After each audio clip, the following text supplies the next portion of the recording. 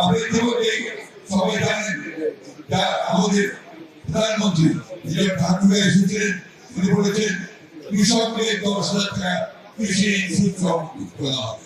তিনি কৃষকের 10,000 টাকা কৃষি সুদ মকুব করা হচ্ছে বর্তমানে সেটা পাস করা হচ্ছে।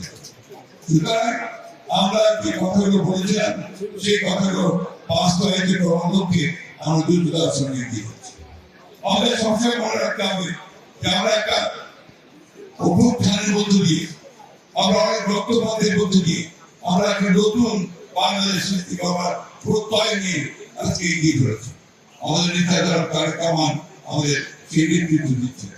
আমি এই স্থানের আগে বেশি কথা বলতে চাই না, বলতে চাই যাকে বর্ণ গোত্র ধর্ম সব কিছুকে একত্রিত করে সকলকে সাজিয়ে নিয়ে জাতীয় ঐক্য সৃষ্টি করে আমাদেরকে আমাদের জাতি গঠনের ক্ষেত্রে এগিয়ে যেতে হবে।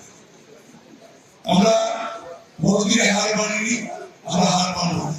আমরা 1971 সালে আমাদের স্বাধীনতা যেতে না, 90 যেতে না এবং 52 যেতে না এবং সবশেষে আমাদের জুলাই যুদ্ধে যেতে না। সেই ক্ষেত্রকে ধারণ করে আমরা আমাদের জাতীয় গঠনের সামনের দিকে এগিয়ে যাব। আসুন আজকে এই ইসলামের পূর্ব মুহূর্তে পরম্পরাময় আল্লাহ তাআলার কাছে আমরা সেই দোয়া চাই যে আল্লাহ তাআলা আমাদেরকে সেই শক্তি দেন যেন আমরা আমাদের দেশকে সত্যিকার অর্থে একটা জনকল্যাণময় একটা রাষ্ট্রে পরিণত করতে পারি, সব মানুষের মুখে হাসি ফোটাতে পারি। এই প্রত্যয় নিয়ে আসুন আমরা আমাদের সামনে থেকে এগিয়ে